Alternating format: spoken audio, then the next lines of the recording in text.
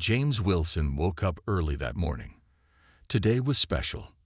After 58 years of dreaming, he would finally see Buckingham Palace. At 78 years old, the retired Army veteran moved slowly as he got dressed in his hotel room. His hand shook slightly as he pinned his 3 military medals to his jacket. Each medal told a story of bravery from long ago. "Grandpa, are you ready?" called his grandson, Michael, from the doorway. "We should leave soon if we want a good spot for the changing of the guard." "Almost ready, son," James replied, looking at himself in the mirror. His white hair was neatly combed. His blue eyes, though faded with age, sparkled with excitement. The trip to London had been Michael's gift to him. The young man had saved money for 2 years to make his grandfather's dream come true. James had served in the army during his youth, and he had always admired the famous discipline of the Royal Guards. "You look great, Grandpa," Michael said, helping James with his jacket. "Those medals really shine." James smiled, polished them special for today. They took a taxi to Buckingham Palace. As they got closer, James could see the huge crowd already gathered outside the tall black gates. Hundreds of people from all over the world stood waiting, cameras ready. "It's bigger than I imagined," James said, his voice filled with wonder as he looked at the grand building. The palace stood proud and strong, just like the guards who protected it. Michael helped his grandfather out of the taxi. "Let me get your cane," he said, handing James his walking stick. "Thank you, son. Now, let's find a good spot." They joined the crowd, slowly making their way toward the front. The summer sun was hot, and James felt sweat on his forehead. But nothing could dim his excitement. After years of watching the changing of the guard on television, he would finally see it in person. "Excuse me," Michael said politely as they moved through the crowd. "My grandfather is a veteran. Could we please get through?" Some people moved aside, while others barely noticed them. The crowd grew thicker as they got closer to the front. "Look, Grandpa. You can see the guards from here." Michael pointed to the men in bright red uniforms and tall black bearskin hats standing perfectly still. James stared in amazement. The guards stood like statues, not moving a muscle despite the heat and noise. Their faces showed no emotion. Their red uniforms were perfectly clean, every button shining in the sun. "Those young men have incredible discipline," James said with respect in his voice. "Reminds me of my army days, though we were never that fancy." As they waited for the ceremony to begin, James told Michael stories from his military service. He spoke of friends made, hard times faced, and the pride of serving his country. Several people nearby listened with interest to the old soldiers' tales. The crowd suddenly shifted as more tourists arrived. People pushed forward, eager for a better view. James felt himself being squeezed from all sides. "Stay close, Grandpa," Michael said, but his voice was drowned out by the excited chatter of the crowd. A loud band began to play in the distance. The ceremony was starting. The crowd surged forward with new energy. Someone bumped into James from behind. He tried to keep his balance, but his cane slipped on the smooth pavement. "Michael?" James called out, suddenly unable to see his grandson in the sea of moving people. Another push from the crowd. James felt his bad knee, injured decades ago in combat, begin to give way. His heart raced as he realized he was about to fall, surrounded by strangers who weren't even noticing him. And at his post, standing perfectly still at the palace gate, Guard Samuel Brooks watched it all happen from the corner of his eye. James fell hard onto the pavement. Pain shot through his bad knee as he landed. His walking cane slid away, lost in the forest of moving feet. The crowd, excited about the changing of the guard, didn't notice the old man on the ground. Some people stepped dangerously close to his fingers. Others bumped into him as they pushed forward. "Excuse me, my grandfather is down," Michael shouted, but his voice was lost in the noise of the band and the excited crowd. He had been separated from James by a group of tourists taking photos. Now he couldn't see his grandfather anywhere. James tried to get up, but his knee wouldn't cooperate. The old injury from his army days, made worse by the fall, left him stuck on the ground.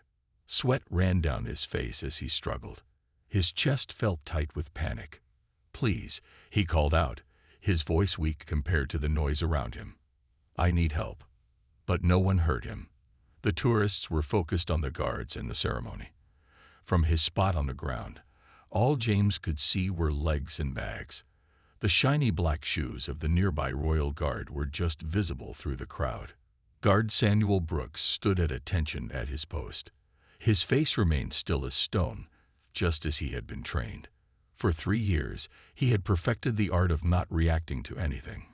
Tourists often tried to make him smile or blink. Children would wave and make faces, but Samuel always kept his eyes straight ahead, his body perfectly still. Yet today, something caught his attention. From the corner of his eye, he saw the old man fall. He noticed the military medals on the man's jacket. He saw how people walked around him, some nearly stepping on him. Though royal guards were strictly forbidden to move during their duty, Samuel felt troubled. His mind raced behind his still face. The training manual was clear. Guards must not move from their posts during the ceremony, except in the most extreme emergencies. Helping a fallen tourist was not in the rules.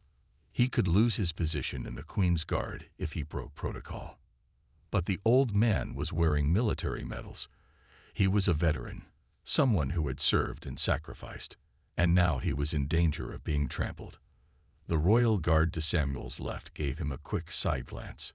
They both knew what the rules said. Stay still. Do not engage. The ceremony was being watched by hundreds of people. Any break in the perfect performance would be noticed immediately. James tried once more to stand up. He managed to get to his knees, wincing from the pain.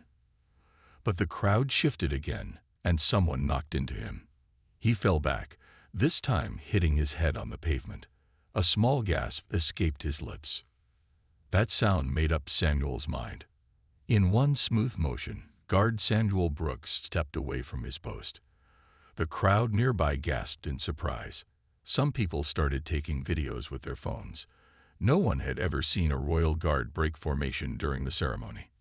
Samuel moved with purpose, his tall bearskin hat making him stand out above the crowd. People stepped back in confusion as the guard in the bright red uniform pushed through them. "Make way," Samuel said firmly, his voice surprising those who thought royal guards never spoke while on duty. The crowd began to part. Michael, still searching frantically for his grandfather, saw the guard moving through the crowd. He watched in amazement as the royal guard, famous for never moving, broke all rules and traditions. Samuel reached James quickly. The old veteran looked up in shock as the young guard knelt beside him. The red uniform and black hat a stark contrast to the sea of tourist clothes around them. "Sir, are you injured?" Samuel asked, his voice respectful but urgent. James stared in disbelief. "My knee. I can't get up." "I'll help you, sir," Samuel said, noticing the medals on James's chest, one veteran to another. As Samuel helped James to his feet, a hush fell over the nearby crowd. Phones recorded the unexpected moment. The perfect discipline of the royal guards, famous around the world, had been broken. And from the palace gates, Samuel's commanding officer was already marching toward them, his face dark with anger. "Guard Brooks, what is the meaning of this?" The sharp voice of Captain Wallace cut through the murmurs of the crowd. The captain, a tall man with a stern face and perfectly pressed uniform, stood with his hands behind his back. His eyes moved from Samuel to James, and back again. Samuel helped James to a nearby bench before standing at attention. He faced his commander, back straight and chin up. "Sir, this veteran needed help. He was in danger of being trampled." The captain's face turned red. "You know the rules, Brooks. Nothing breaks formation. Nothing." His voice was low but filled with anger. In 300 years, the royal guards have never abandoned their posts during ceremony. The crowd around them grew larger. People pushed closer, phones held high to record the drama. Some tourists whispered to each other, wondering what would happen to the guard who broke the rules. James sat on the bench, rubbing his sore knee. He felt terrible that the young guard might be in trouble because of him. With effort, he stood up again. "Excuse me, sir," James said to the captain. "This young man saved me. I'm a veteran of the armed forces. I served for 23 years. Captain Wallace looked at James, noticing the medals on his jacket. His face softened slightly, but quickly hardened again. "I appreciate your service, sir, but that doesn't change the rules." Guard Brooks knew what he was doing. By now, Michael had pushed through the crowd and reached his grandfather. "Grandpa, are you okay? I've been looking everywhere for you." He put his arm around James's shoulders. "I'm fine, thanks to this guard," James said, nodding toward Samuel. "He left his post to help me when no one else would." Michael turned to Samuel. "Thank you for helping my grandfather. We came all the way from America for him to see the changing of the guard. He's talked about it his whole life." Samuel remained at attention, not answering, his eyes focused straight ahead as Captain Wallace circled him like a hawk. The captain stopped directly in front of Samuel, their faces just inches apart. "You understand that I must report this incident," Captain Wallace said. "You may lose your position in the Queen's Guard." A woman in the crowd stepped forward. She wore a bright blue dress and carried an expensive camera. "I recorded the whole thing," she said with a French accent. "This guard is a hero." The old man was on the ground, and everyone walked past him. "That's right," another tourist joined in. "I saw it too." The old veteran needed help. More people from the crowd began to speak up. "The guard did the right thing." Someone called out. "He showed respect to a veteran." Another added. Captain Wallace looked uncomfortable as more people defended Samuel. The crowd that had gathered was no longer just watching. They were becoming involved. Some were already posting videos online. The captain knew this would reach the higher-ups at the palace quickly. Samuel remained perfectly still, his face showing no emotion. Inside, though, his heart raced. He knew he had risked his dream job, the position he had worked for years to earn. But looking at James standing there with his medals, Samuel couldn't bring himself to regret his choice. "Guard Miller," Captain Wallace called to another guard nearby. "Take over Brooks' position. Brooks, you are relieved of duty for the remainder of the day." He turned to James and Michael. "Sir, would you like medical assistance for your injuries?" "No, thank you, Captain," James replied. "I just need to rest a bit." Captain Wallace nodded stiffly. "Very well. Brooks, escort these gentlemen to the medical station anyway, then report to my office." He lowered his voice. "This isn't over, Brooks." As Captain Wallace walked away, the crowd began to applaud. Samuel, finally free to move, helped James up. "Thank you, sir," the old veteran said quietly. "Not many would risk their job for a stranger." "Some things are more important than rules," Samuel replied, picking up James's cane from where someone had found it in the crowd. "Your service deserves respect." The applause grew louder as Samuel, still in his full uniform and tall bearskin hat, carefully helped James through the parting crowd. The medical station was a small room near the palace gates. A nurse with kind eyes checked James's knee and gave him an ice pack. "Nothing broken, just bruised," she said with a smile. "You were lucky that guard was paying attention." Samuel stood by the door, still in his full uniform. He had not spoken much since leaving the crowd. His mind was on the meeting with Captain Wallace that would come next. In his 3 years as a royal guard, he had never broken a rule. Now he had broken the biggest one of all. "You have a name, son?" James asked, looking up from the examination table. "Samuel Brooks, sir," he answered. "Well, Samuel Brooks, I want to thank you properly." James reached out his hand. "James Wilson, United States Army, retired." Samuel shook the older man's hand firmly. "It's an honor, sir." Michael watched the two men with interest. "Were you always a royal guard?" he asked Samuel. "No, I served in Afghanistan first," Samuel replied. 4 years. Then I applied to the Queen's Guard. It's a special honor to be selected.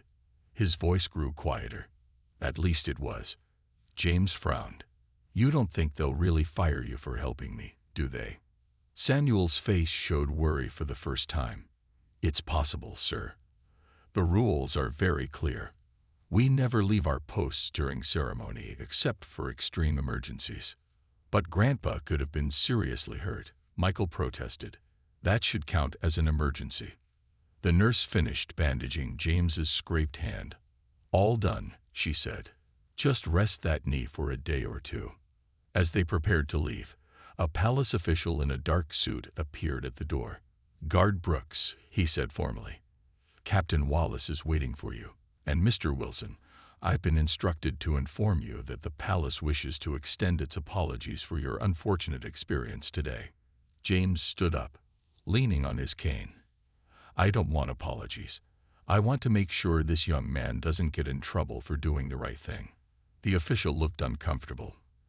That matter is being handled internally, sir. Samuel straightened his uniform. It's all right, Mr. Wilson. I knew what I was doing when I made my choice. Michael pulled out his phone. You should see what's happening online. The videos of you helping Grandpa are everywhere. People are calling you the Veterans Guard. There's already a hashtag. The palace official's eyes widened slightly at this news. He whispered something to Samuel, then turned back to James and Michael. Mr. Wilson, would you and your grandson be willing to meet with our public relations team briefly? It seems this incident has gained attention. Outside the medical station, they could hear more commotion. When they stepped out, they saw a small crowd of reporters had gathered. Someone had alerted the press. There he is. A reporter called out when she spotted Samuel. Guard, can you tell us why you broke protocol to help this man? More questions followed quickly. Did you know you were being filmed? Are you worried about losing your position? Sir, how do you feel about being helped by the Royal Guard? The palace official stepped in front of them. No questions at this time, he said firmly. Please respect their privacy. Samuel looked at James with concern. Are you all right with this attention? Sir. James stood a little straighter, adjusting his jacket so his medals showed clearly. I faced worse than reporters in my time, son. As they were led back into the palace through a side entrance, away from the growing crowd of press and curious onlookers, Samuel's phone buzzed in his pocket. It was a message from Captain Wallace. The colonel wishes to see you immediately. This situation has reached the highest levels. Samuel took a deep breath. The highest levels could only mean one thing. Palace leadership was now involved. He looked at James, walking proudly beside him despite his injury, and knew he would make the same choice again, no matter what happened next. Colonel Richard Harris was a tall man with gray hair and perfect posture. His office was small but neat, with photos of the royal family on the walls and medals in a glass case. When Samuel entered the room, the colonel was watching a video on his computer. Samuel recognized it immediately. It was him helping James in the crowd. Guard Brooks, the colonel said, not looking up from the screen. Do you know how many people have viewed this video in the last hour? Samuel stood at attention. No, sir. Over 2 million, Colonel Harris said, finally turning to face Samuel. 2 million people have watched you break the most sacred rule of the Queen's Guard.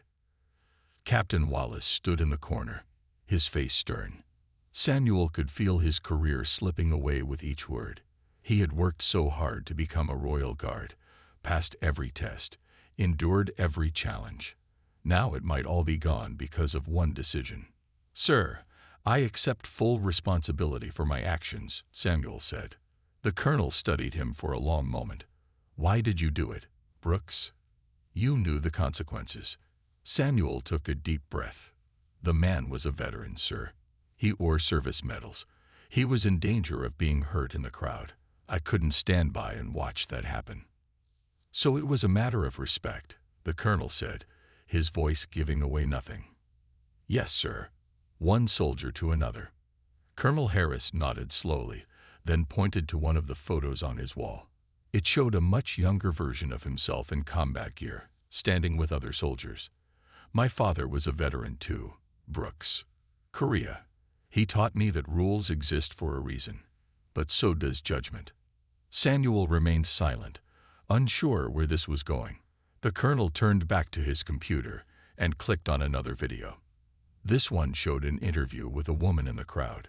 He was so brave, she was saying. The old man fell, and no one helped him except the guard. It was beautiful to see.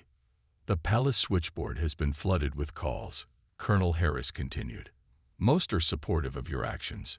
Veterans groups are particularly vocal. And the American embassy called about Mr. Wilson. Samuel blinked in surprise. The American embassy, sir. It seems Mr. Wilson is not just any veteran. He received the Silver Star for bravery in Vietnam. Saved 3 of his fellow soldiers under heavy fire. The colonel's voice softened slightly. Where is he now? With the public relations team. Sir. Captain Wallace stepped forward. Sir, with all due respect, the rules about breaking formation are absolute. If we make an exception. The colonel raised his hand, stopping Captain Wallace mid-sentence. I'm well aware of the rules, Captain. He turned back to Samuel. What you did was against protocol, Guard Brooks. There's no question about that. Samuel's heart sank. This was it. He was about to be dismissed from service. However, the colonel continued. Sometimes a moment calls for something more than protocol. A knock at the door interrupted them. A young assistant entered, looking nervous. Excuse me, Colonel, but there's a call from the palace. It's the royal secretary. The colonel's eyebrows rose slightly. He picked up his phone. Colonel Harris speaking. He listened for a moment, his expression changing. Yes, Your Majesty. I understand. Right away, Your Majesty. When he hung up, both Samuel and Captain Wallace stared at him in shock. Was that? Captain Wallace couldn't finish his question. Colonel Harris nodded, looking as surprised as they were. It seems news of today's incident has reached the highest possible level. He looked directly at Samuel. You and Mr. Wilson are requested at the palace. Immediately. Samuel couldn't believe his ears. The palace wants to see me and Mr. Wilson. Why? It appears, Colonel Harris said slowly, that Her Majesty has taken a personal interest in this matter, and when the Queen takes an interest in something, we all pay attention. For the first time that day, Samuel felt a glimmer of hope, but he also felt a new kind of fear. Meeting with palace officials was one thing. The thought of facing royalty was something else entirely. James and Michael waited in a beautiful room inside Buckingham Palace. The walls were cream-colored with gold trim. Paintings of people in old-fashioned clothes hung on the walls. Soft chairs with red velvet cushions stood in a neat row. Can you believe we're inside the actual palace? Michael whispered, taking photos with his phone. This wasn't on our tour schedule. James smiled, but his mind was on Samuel. The young guard had gone to meet his commanders, and James worried about what might happen to him. I hope that boy doesn't lose his job because of me, he said. The door opened, and a woman in a dark suit entered. Mr. Wilson, she said, nodding to both James and Michael. I'm Margaret Wells, the Palace Communications Director. I need to update you on what's happening. She sat across from them, her back perfectly straight. The video of Guard Brooks helping you has become quite popular online. Over 5 million views now, and growing fast. People are very moved by it. Michael nodded. I've been checking my phone. It's everywhere. Facebook, Twitter, Instagram. People love what Samuel did. Margaret smiled slightly. Yes, well, while we don't normally comment on such incidents, this situation has become unique. She looked directly at James. We've learned about your military record, Mr. Wilson, your Silver Star, your service. James looked down modestly. That was a long time ago. Heroism has no expiration date, Margaret replied. And now, I must inform you of something quite extraordinary. She lowered her voice slightly. Her Majesty the Queen has asked to meet you both. Michael's mouth fell open. James blinked rapidly, sure he had heard wrong. "The Queen?" James asked. "Wants to meet us. You mean the actual Queen of England?" "Yes," Margaret said simply. "It's very unusual, but Her Majesty sometimes takes personal interest in certain matters. This is one of those times." At that moment, the door opened again and Samuel entered. He was still in his Red Guard uniform, but without his tall bearskin hat. He looked nervous. "Guard Brooks," Margaret greeted him. "I've just informed Mr. Wilson and his grandson about the meeting." Samuel's eyes were wide. "Is it true? We're actually going to meet Her Majesty?" Margaret nodded. "In 15 minutes. I'll brief you all on the proper protocol. It's quite simple, really. Don't speak unless spoken to. Address her as Your Majesty first, and then ma'am after that.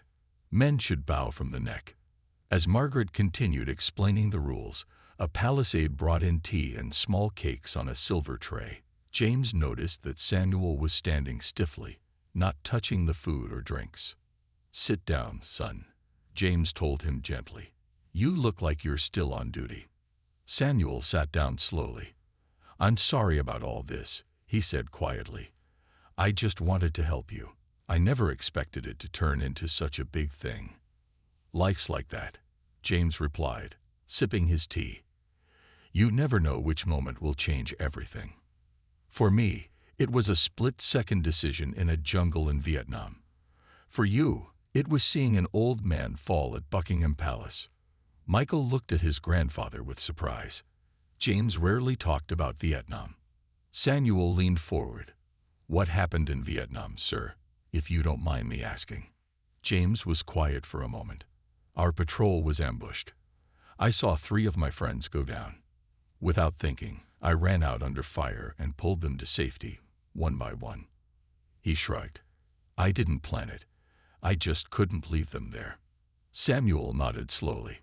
"That's how I felt today. I couldn't just watch and do nothing." The 2 men looked at each other with perfect understanding. Different wars, different times, but the same instinct, to help someone in need, no matter the risk. The door opened again. A palace official in a formal uniform stood there, his face serious. "Her Majesty will see you now," he announced. James stood up straight, ignoring the pain in his knee. Samuel quickly jumped to his feet. Michael looked both excited and terrified. Together, they followed the official through the grand palace hallways, toward a meeting none of them had ever imagined possible. The Queen's meeting room was smaller than James had imagined. It had light blue walls and large windows that let in the afternoon sun.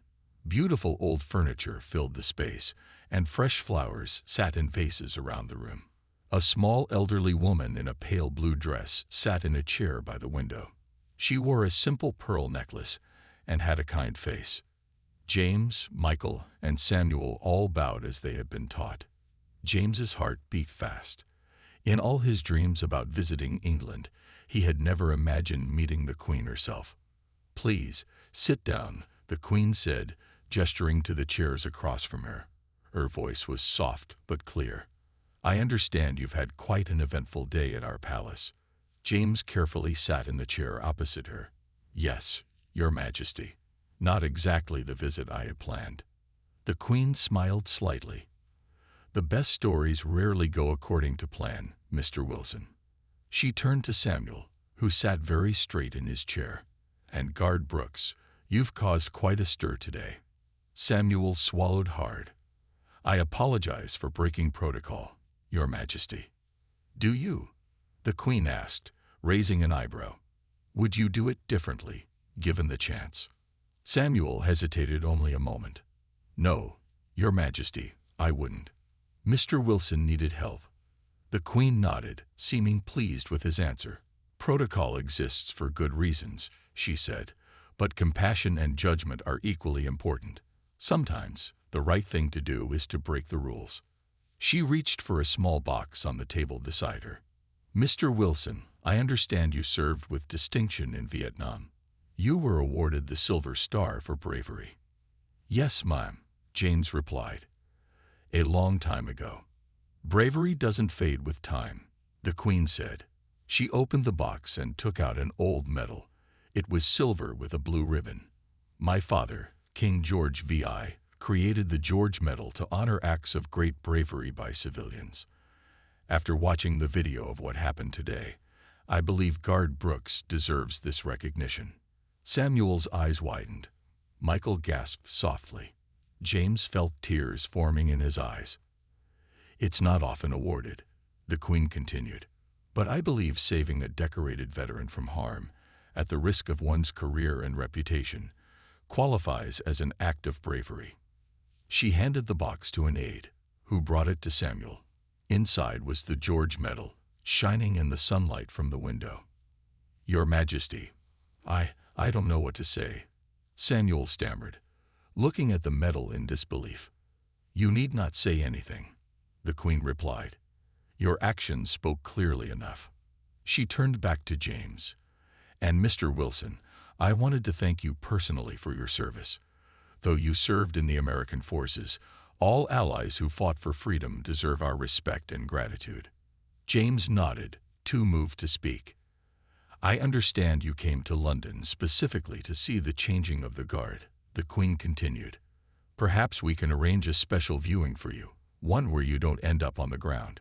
This made everyone smile, breaking the tension in the room. That would be wonderful, Your Majesty, James said. Thank you. The Queen looked at her watch. I'm afraid I have another engagement shortly. But before you go, I'd like a photograph, if that's acceptable to you all. A royal photographer was called in. The Queen stood between James and Samuel for the picture. Michael watched with amazement as his grandfather, the veteran from a small town in America, stood beside the Queen of England. The photographer took several photos, capturing a moment none of them would ever forget. As they prepared to leave, the Queen spoke quietly to Samuel. Guard Brooks, Captain Wallace, and Colonel Harris will receive new instructions regarding protocol. Sometimes rules must evolve with the times. Your actions today have helped us see that more clearly. Samuel stood tall, pride filling his chest. Thank you, Your Majesty. As they left the room, bowing one last time, James felt lighter than he had in years. What had begun as a near disaster had turned into something truly extraordinary, a moment of connection between nations, between generations, and between soldiers who understood the true meaning of service. The next morning, the story was everywhere. Newspapers across London had front-page pictures of Samuel helping James. TV reporters stood outside Buckingham Palace talking about the Guard who broke the rules. Online, the video had been watched over 20 million times. James and Michael sat in their hotel room, watching the news on TV. They were amazed at how big the story had become. Their phones kept ringing with calls from friends and family back home in America who had seen the news. Can you believe all this, Grandpa? Michael asked, scrolling through messages on his phone. Everyone at home is freaking out. You're famous. James shook his head. I never wanted fame. I just wanted to see the changing of the Guard. Instead, I met the actual Queen. He looked at a copy of the morning newspaper. On the front page was a photo of him standing with the Queen and Samuel. The headline read, Heroes Meet. Queen Eleanor's Guard. Who is a veteran? The phone in their hotel room rang. Michael answered it. Yes, he's here. He handed the phone to James. It's the American Embassy. James took the phone. Hello. Yes, this is James Wilson. He listened for a moment, his eyebrows rising in surprise. Today. I'm honored, thank you. When he hung up, Michael looked at him curiously. What was that about? The American ambassador wants to meet me for lunch, James said, still sounding shocked. Says he wants to personally thank me for my service. Michael laughed. Grandpa, you're becoming quite popular in diplomatic circles. There was a knock at their hotel room door. Michael opened it to find Samuel standing there, wearing regular clothes instead of his Guard uniform. He looked different in jeans and a simple blue shirt. Good morning, Samuel said. I hope I'm not disturbing you. Not at all, James said, getting up to shake Samuel's hand. Come in, son. Samuel entered the room, carrying a small bag. "I have something for you," he said, handing the bag to James. "A small thank you." James opened the bag and pulled out a framed photograph. It showed the royal guards in formation in front of Buckingham Palace. It was signed by all the members of Samuel's unit. "This is wonderful," James said, deeply touched. "Thank you." Samuel smiled. "There's more. The palace called me this morning. They're changing the rules for royal guards. From now on, guards can break formation to help someone in danger without facing punishment. They're changing rules that have existed for hundreds of years." Michael asked in amazement. Samuel nodded. "They're calling it the Wilson Protocol. Your grandfather has made history." James sat down, overwhelmed by this news. "I never expected any of this." "There's one more thing," Samuel said. "The palace has arranged a special viewing of the changing of the guard for you tomorrow. Front row seats, no crowds. And afterward, a private tour of areas that most visitors never see." Michael grinned widely. "That's amazing. Did you hear that, Grandpa? We're getting the royal treatment." James nodded, but he seemed thoughtful. "You know, all this attention is nice, but it's not what matters most to me." He looked at Samuel. "What matters is that when someone needed help, you didn't hesitate. That says more about a person than any medal or newspaper story." Samuel sat down across from James. "I learned that in Afghanistan, when things get dangerous, you don't think about rules. You think about people." "Exactly," James agreed. "I've been thinking a lot about what happened yesterday, about how a simple trip to see the guards turned into this big international story. It shows how one small act of kindness can spread so far." Outside their hotel window, they could see more reporters gathering in the street below. The story was still growing. But inside the quiet room, two soldiers from different countries and different generations had found a connection that went beyond headlines or viral videos. "So what happens next for you?" James asked Samuel. Samuel smiled. "Well, first I have to get used to being recognized everywhere I go. But more importantly, I'm helping plan the special ceremony for you tomorrow. And after that," he paused. "After that, I think my life might be a bit different than before." 1 year later, James Wilson sat in his living room in America, looking at the photos on his wall. There was a new section dedicated to his London trip.